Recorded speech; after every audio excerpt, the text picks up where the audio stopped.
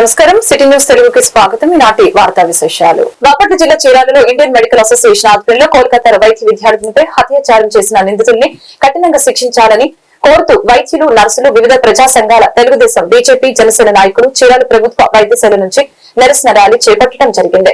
కోల్కతాలో కొంతమంది అల్లరి మూకలు వైద్యశాలపై దాడులకి పాల్పడి వైద్య విద్యార్థులపై అత్యంత అమానవీయ పద్ధతిలో అత్యాచారం చేసి దారుణంగా హత్య చేశారని తెలియజేశారు. ఈ నేపథ్యంలో ఇండియన్ మెడికల్ అసోసియేషన్ పిలుపు మేరకు అన్ని రకాలుగా వైద్య సేవలను నిలిపివేసి 24 గంటలు నిరసన నిర్వహిస్తున్నట్లు తెలిపారు.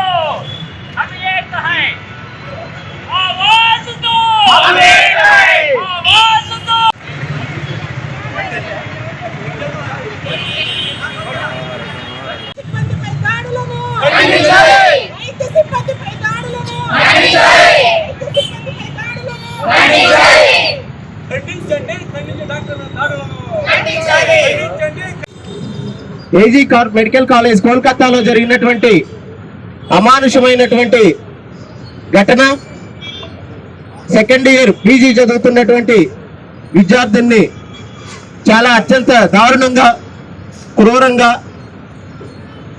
చంపినటువంటి ఘటనలో వైద్య లోకం మొత్తం దేశమంతటా అట్టుడికిపోతుంది.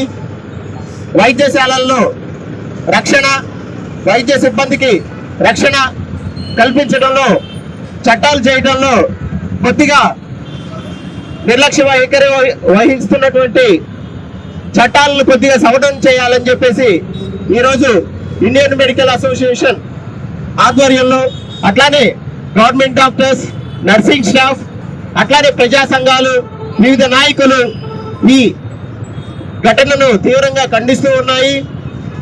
ఇది కేవలం ఒక వైద్యులపై జరిగినటువంటి దాడినే కాకుండా మహిళలపై జరిగినటువంటి దాడిలాగా దీన్ని చూడాల్సినటువంటి అవసరం. అది కూడా ఒక హాస్పిటల్లో డ్యూటీ చేయడం కోసం ఉన్న డాక్టర్ ని 3 గంటల సేపు హింస పెడుతుంటే ఏం చేస్తుంది ఆ గవర్నమెంట్ హాస్పిటల్లో ఉన్న మొత్తం స్టాఫ్, సెక్యూరిటీ, సూపరింటెండెంట్ వీళ్ళందరూ బయటకు అంత హింస పెట్టి చంపేసి ప్రాణం పోయి ఆమె అంత పెనుగులాడి అరిచి ఆమె ఎముకలు ఇరిగిపోయినా కూడాను ఎవరికి ఆమె అరుపులు వినిపించలేదా? ఆమె కేకలు వినిపించలేదా? వీళ్ళు ఈ ముగాలు చేసే అగత్యాలు ఎవరికి కనిపించలేదా? చాలా అన్యాయం జరిగింది. ఆమెకే కాదు, ఇట్లాంటి దృష్టికి రానివి చాలా మంది ఉన్నాయి. ఒక సిస్టర్ ని కూడా ఇదే రకంగా చంపేశారు. ఈ విధంగా వైద్య సిబ్బందిపై దాడులు 1 కాదు, 2 కాదు. మేము కడుపులో చెప్పుకోవాల్సినవి చాలా ఉన్నాయి. ఎందుకంటే చాలా మంది కూడా డ్యూటీలో ఉన్నప్పుడు. ఈరోజు Indian medical association head quarters వారు ఇచ్చిన పిలుపు మేరకు దేశమంతటా కూడా డాక్టర్లందరూ కూడా స్ట్రైక్ చేస్తున్నారు. ఈరోజు ఉదయం 6 నుంచి రేపు ఉదయం 6 గంటల వరకు కూడా ఓపీ సేవలన్నింటినీ కూడా నిలిపివేయడం జరిగింది.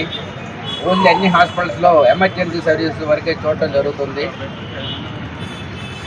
దీనికి అందరికీ మూల కారణం కలకత్తాలో జరిగిన ఇన్సిడెంట్. అక్కడ జరిగిన ఇన్సిడెంట్లో ఒక మహిళా డాక్టరే కాదు, అందరూ కూడా డాక్టర్ అన్నారు. ఒక మహిళ మీద కూడా అత్యాచారం జరిగింది. దీన్ని కూడా అన్ని వర్గాల వారు, అన్ని సంఘాలు. బాపట్ల జిల్లా చీరాలలో మాజీ ఎంపీ లాల్జాన్ బాషా 11వ వర్ధంతి సందర్భంగా ఆయన చిత్రపటానికి లాల్జాన్ బాషా మిత్రమండలి అధ్యక్షులు షేక్ రహమద్ అలీ పూలమాలలు వేసి ఘనంగా నివాళులర్పించారు. ఎన్నో పదవుల్ని ఆయనను వరించాయి. ఆయన 11వ వర్ధంతిని జరుపుకోవడం చాలా ఆనందంగా ఉందని తెలిపారు. ఈ కార్యక్రమంలో సయ్యద్ బాబు, షేక్ షరీఫ్, ముఘల్ ఇస్మాయిల్ తదితరులు పాల్గొన్నారు.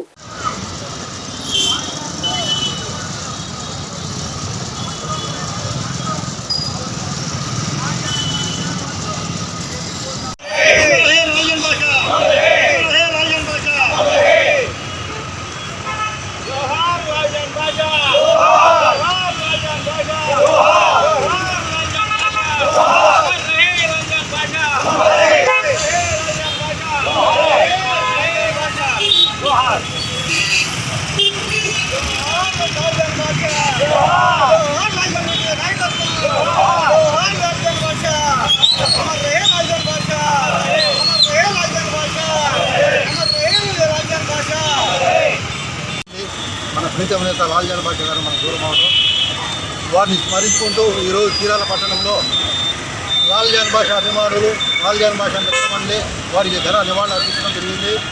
వారు తెలుగుదేశం పార్టీలో ఎన్నో ఉన్నతమైన పదవులు ఆశించి ఎంతో ఉన్నత శిఖరాలకు ఎక్కారు.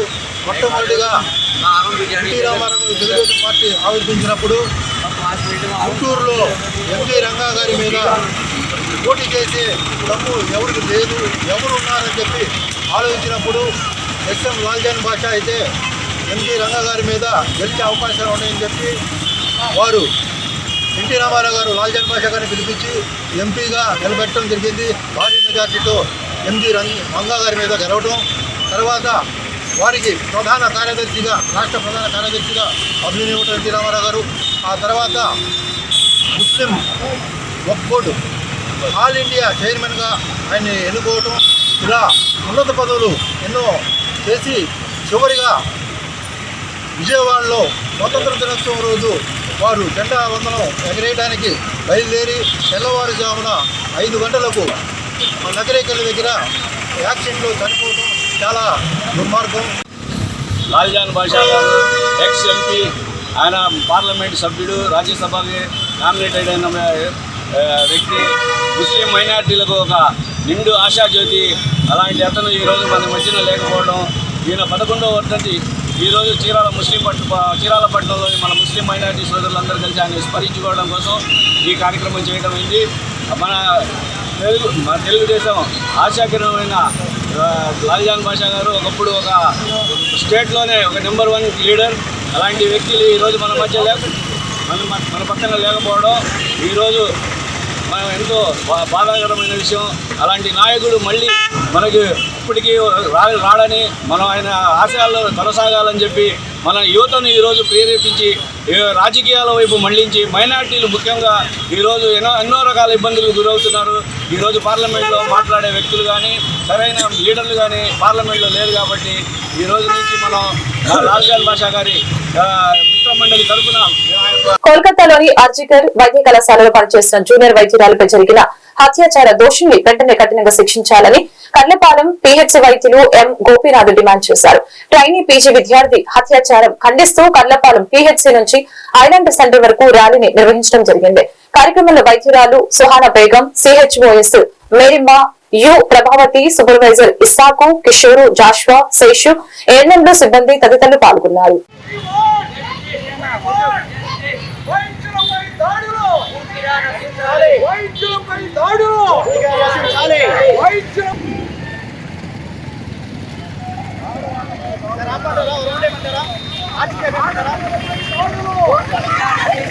ఆడపిల్లలపై దాడులు, వైద్యులపై దాడులు.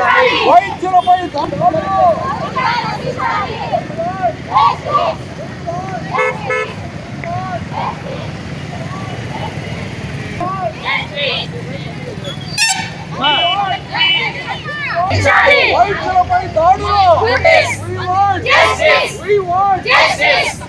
ఆ రక్షణ ప్రభుత్వ బాధ్యత, ఆ రక్షణ ప్రభుత్వ బాధ్యత. ప్రజారోగ్యం, ప్రజారోగ్యం, ప్రజారోగ్యం, ఆ రక్షణ, ఆ రక్షణ.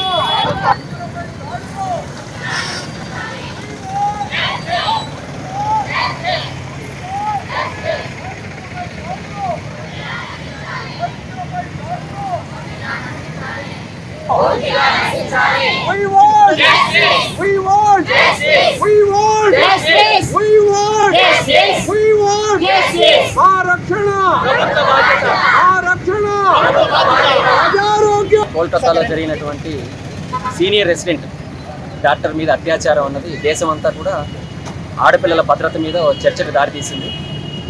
ఒక వైద్యురాలు హాస్పిటల్లో డ్యూటీ చేస్తూ హాస్పిటల్లోనే అత్యాచారం అంటే అది చాలా హేయమైనటువంటి విషయం. అంటే హాస్పిటల్లో పనిచేసే డాక్టర్లకు కూడా భద్రత లేదన్నది సుస్పష్టంగా కనిపిస్తూ ఉంది. ఇలా ఒక హాస్పిటల్లోనే ఆడపిల్లల మీద అత్యాచారాలు అనుకుంటే మరి మిగతా డిపార్ట్మెంట్ల వాళ్ళకు కూడా ఈరోజు ఎప్పుడో త్వరలో రాబోతుందన్నది ఒక సంకేతం. మన ఆడపిల్ల భద్రతల మీద ఎంతో పటిష్టంగా గవర్నమెంట్ చర్యలు తీసుకుంటేనే మనం ఈ అత్యాచారాలు ఆపగలం. దీని మీద ప్రభుత్వాలు కూడా చర్చ చేసి ఒక ప్రత్యేకమైనటువంటి బిల్లు తెచ్చి మహిళల్ని ఇలాంటి అత్యాచారాలకు గురి కాకుండా మహిళల యొక్క ఆత్మగౌరవాన్ని రెట్టింపు చేస్తూ గవర్నమెంట్ కూడా ఒక కట్టుదిట్టమైనటువంటి చర్యలు తీసుకోవాలని కోరుకుంటూ సెలవు తీసుకుంటాం.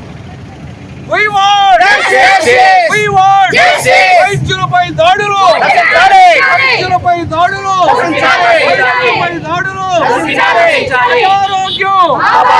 అనారోగ్యం, ఆరక్షణ,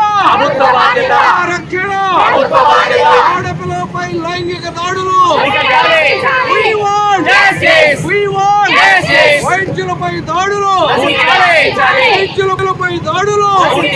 సేవా కార్యక్రమాలకు ప్రత్యేకంగా మనోరమ కుటుంబం చేసిన సేవలు మరవలేనివని నేటి సమాజంలో మనోరమ లేని లోటు తీరని లోటు అని పలువురు భక్తులు పేర్కొన్నారు.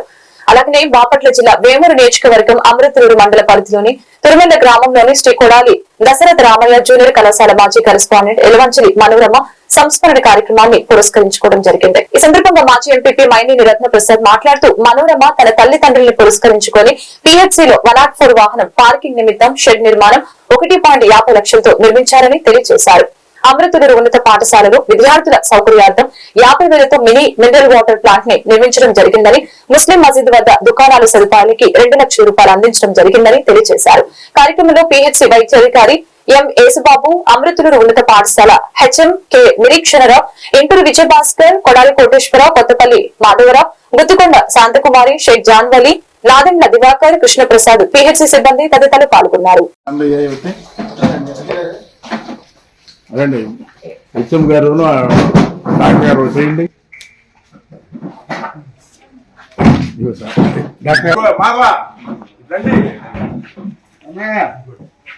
మాధవ కొట్టండి, చెప్పండి, కొట్టండి.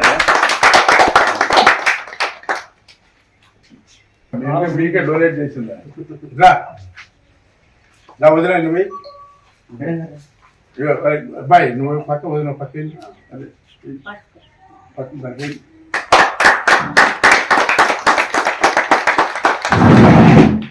అందరు చాలా దండం పెట్టుకున్నా అందరు రండమ్మా, ఎవరు పెట్టుకోండి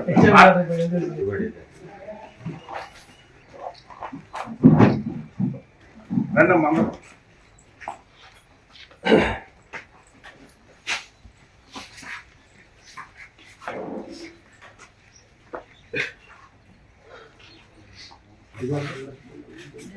చెప్పారమ్మా రాగారి రండి, మీరు దండ పట్టుకోమంటావా?